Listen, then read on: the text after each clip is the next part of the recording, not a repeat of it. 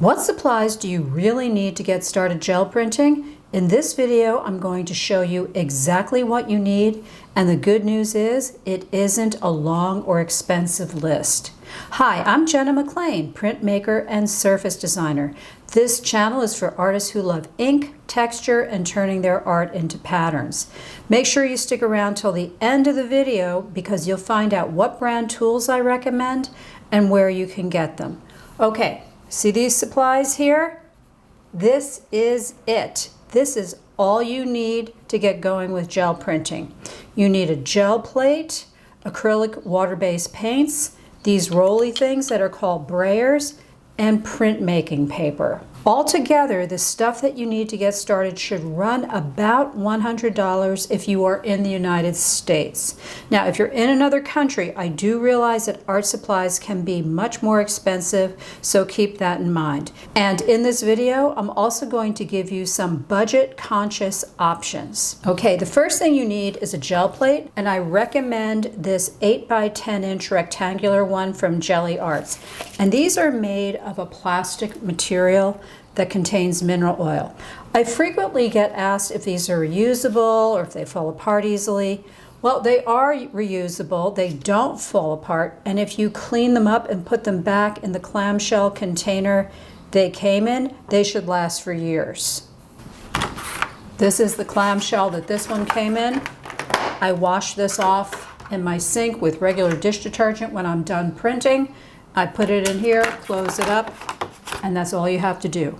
At the time I'm taping this video, this size plate costs about $26 on Amazon in the United States, and I've heard that they cost more in different countries. So here is a much cheaper alternative that many gel printers are using these days. Silicone baking mats. These are mats that you can put on a cookie sheet instead of using parchment paper.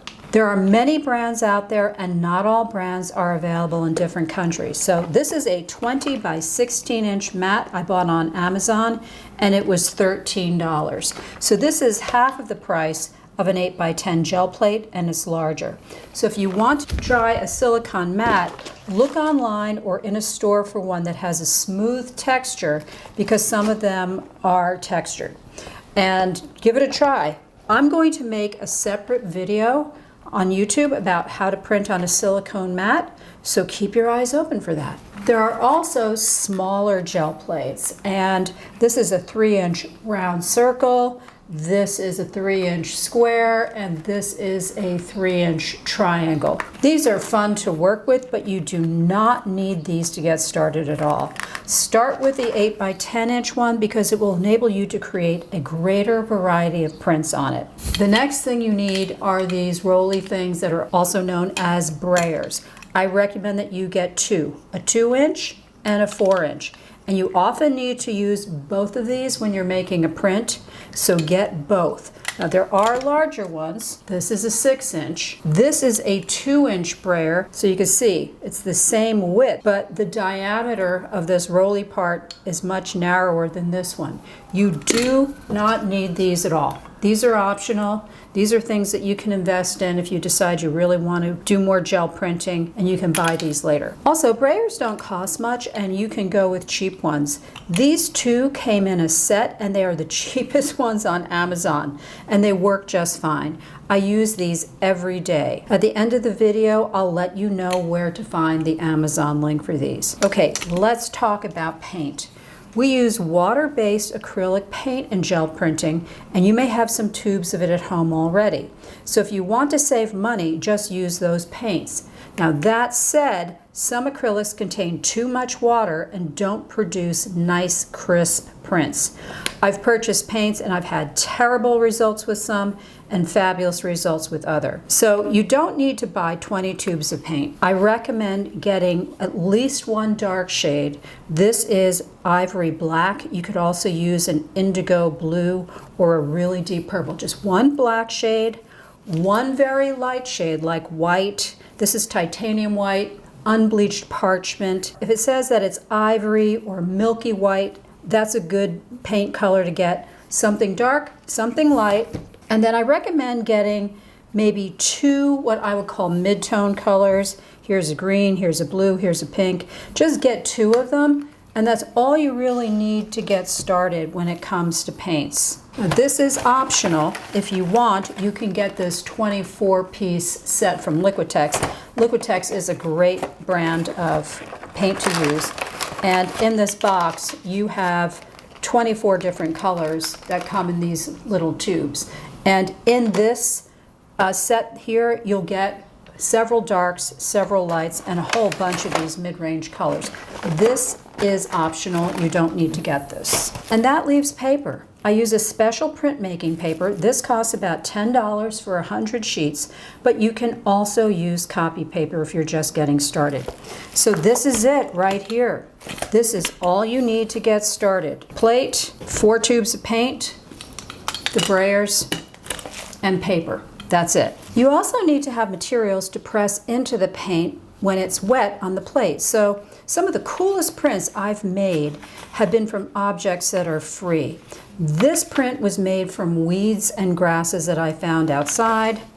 This one I made with crushed soda cans and bubble wrap and corrugated cardboard. This one, I sliced an apple in half, an orange, and a lemon. I used blueberries and I pushed them into the plate.